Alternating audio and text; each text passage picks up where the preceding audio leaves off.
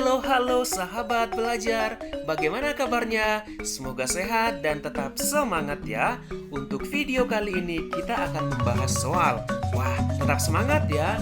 Adapun soal yang kita bahas adalah IPS kelas 7 bab 3, yaitu uji pemahaman materi halaman 188. Kita mulai soal nomor 1. Konsumsi Eva terhadap bakso lebih tinggi dibandingkan konsumsi Rosi yang lebih menyenangi pempek. Hal ini menunjukkan perbedaan A. Pendapatan, B. Keinginan, C. Harga, D. Selera. Kita perhatikan, Eva suka bakso, sedangkan Rosi lebih selera atau menyenangi empek-empek. Masih ingat kan permintaan itu salah satunya dipengaruhi oleh selera. Semakin tinggi selera, maka permintaan akan barang yang disukai akan juga meningkat. Maka hal ini menunjukkan perbedaan selera. Jadi jawabannya adalah D.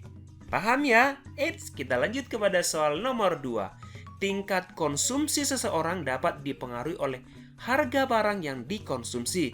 Jika barang-barang konsumsi naik, maksudnya jika harga barang-barang konsumsi naik, orang akan A. Menambah jumlah barang yang dikonsumsinya. Tentunya ini kurang tepat ya. B. Menambah jumlah jasa yang dikonsumsi. Ini juga kurang tepat. C. Mengurangi jumlah barang yang dikonsumsi. Benar, jika harga barang naik, otomatis konsumen akan mengurangi pembelian atau mengurangi konsumsi terhadap barang tersebut. D. Beralih membeli barang yang dikonsumsi. Jadi jawaban yang tepat adalah C. Mengurangi jumlah barang yang dikonsumsi. Terbayangkan, sahabat belajar, jika harga tomat di pasar naik, biasanya ibu-ibu rumah tangga akan mengurangi jumlah barang yang dikonsumsi. Ayo, siapa yang pernah belanja ke pasar? Tentunya ini paham ya. Kita lanjut kepada soal nomor 3. Produksi dalam arti sempit adalah A. Menciptakan barang dan jasa, B. Mengambil langsung dari alam, C. Menciptakan dan meningkatkan keindahan barang dan jasa, D. Menciptakan dan meningkatkan kegunaan barang dan jasa. Produksi dalam arti sempit adalah menciptakan barang dan jasa. Paham ya? Kalau dalam arti luas, masih ingat kan apa itu produksi? Ayo, jika lupa boleh dilihat di video Romulus Channel ya. Kita lanjut kepada soal nomor 4. Di antara jawaban berikut yang bukan tujuan distribusi yaitu, sahabat belajar masih ingat kan pengertian distribusi? Ya, distribusi adalah kegiatan menyalurkan barang dari tangan produsen ke tangan konsumen. A. Menyalurkan barang dari produsen ke konsumen. B. Membantu kegiatan produsen dengan meningkatkan hasil produksi melalui pemasaran. C. Membantu meningkatkan kegunaan barang. D. Menjual barang dengan harga murah. Jawabannya di sini adalah, ingat kata kunci, yang bukan tujuan distribusi. Maka jawaban yang tepat adalah D. Menjual barang dengan harga murah. Tentunya kalau menjual barang tidak boleh murah ya. Kita harus sesuaikan dengan modal supaya ada keuntungan. Keuntungan diperoleh dari harga jual, selisih harga jual dengan harga modal. Paham ya? Kita lanjut kepada soal nomor 5. Maksud kreatif yaitu A.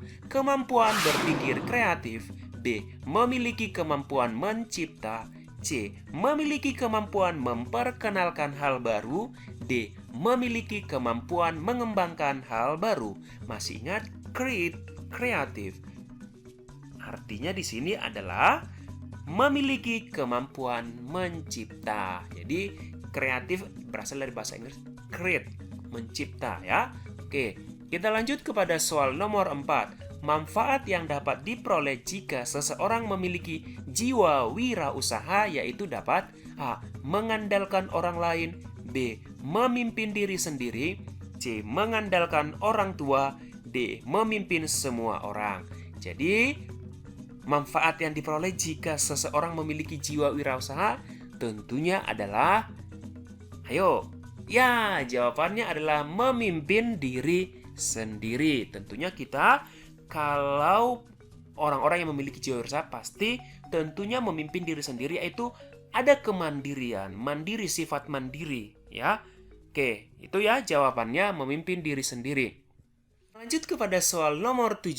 Jumlah barang dan jasa yang akan dibeli pada berbagai tingkat harga tertentu dan waktu tertentu disebut A. Permintaan, B. Penawaran, C. Hukum permintaan, D. Hukum penawaran. Ingat, jumlah barang dan jasa yang akan dibeli pada berbagai tingkat harga tertentu dan waktu tertentu disebut dengan, jawabannya adalah permintaan.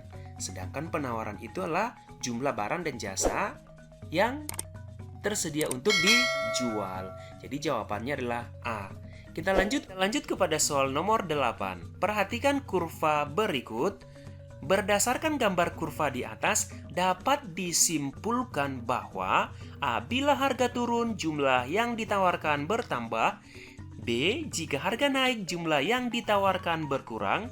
C. Bila harga turun, jumlah yang ditawarkan sedang.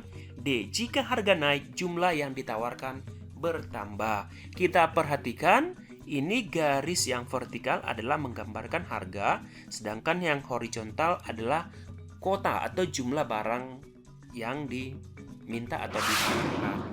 Oke, kita lihat harga. Ketika harga rendah, maka jumlah barang yang diminta juga rendah atau jumlah barang yang ditawarkan rendah.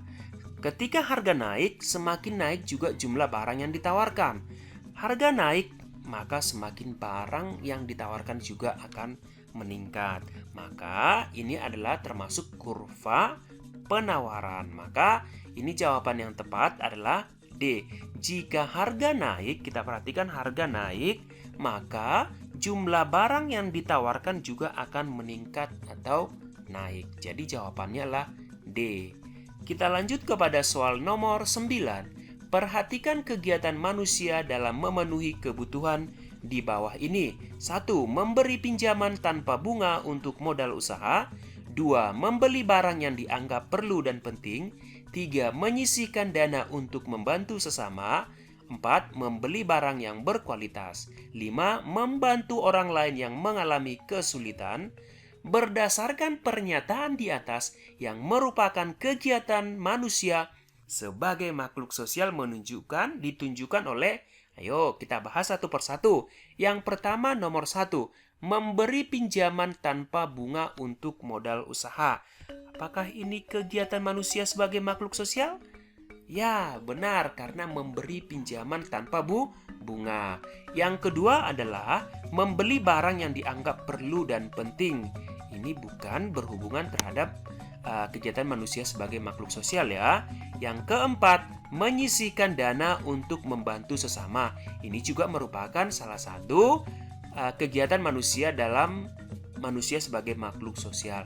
Yang keempat, membeli barang yang berkualitas. Ini adalah berhubungan terhadap kegiatan manusia sebagai makhluk ekonomi. Yang kelima, membantu orang lain. Ini juga termasuk kegiatan manusia sebagai makhluk sosial. Jadi kegiatan manusia sebagai makhluk sosial itu ditunjukkan oleh nomor 1, 3, dan 5. Jadi jawabannya adalah D, 1, 3, dan 5. Kita lanjut kepada soal nomor 10. Berikut yang termasuk dalam motif ekonomi bagi pengusaha ialah A. Biaya produksi setinggi-tingginya. B. Mencari laba sebanyak-banyaknya. C. Menerima pegawai sebanyak-banyaknya. D. Memproduksi barang sebanyak-banyaknya. Jawaban yang tepat adalah B. Mencari laba sebanyak-banyaknya. Demikian penjelasan soal-soal IPS uji pemahaman materi halaman 188. Semoga bermanfaat. Jangan lupa like, komen, dan share ya. Terima kasih, sampai jumpa.